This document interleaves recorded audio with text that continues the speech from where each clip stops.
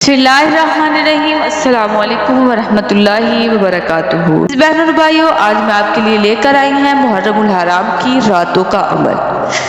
जिस रात मर्जी आप इसको कर सकते हैं। मुहर्रम की पहली रात करें, दूसरी रात करें, तीसरी रात करें, चौथी रात करें, जिस रात मर्जी आप कर सकते हैं। यानी आप लोगों ने करना क्या है, आपने मुहर्रमुल हराम की रातों में एक सजदा किया जाता है जो हाजतों की कबूलियत के लिए अल्लाह के दरबार में कदीम मुकाम रखता है। ऐ लोगों, मुहर्रम की रातें सआदत की रातें हैं। जो शख्स मुहर्रम की रातों में अपना सर को जमीन पर रखकर 70 मरतबा सूरत फातिहा पढ़कर अल्लाह के दरबार में सजदे में दुआ मांगे, ऐ मेरे अल्लाह, अब ये आने वाला पूरा साल मेरे लिए, मेरे बच्चों के लिए, मेरे घर वालों के लिए, मेरे वालिदैन के लिए, मेरे अजीज़ व अकारब के लिए मुबारक कर देना।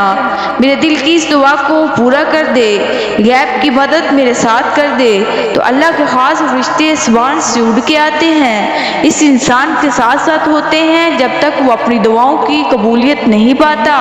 जब मुहर्रम की रातें आती हैं, इसको सो कर न ज़ाया कर देना, बल्कि तहज्जुद और फजर के दरमियान 70 मरतबा सूरत फातिहा पढ़कर अपनी दुआ मांगना।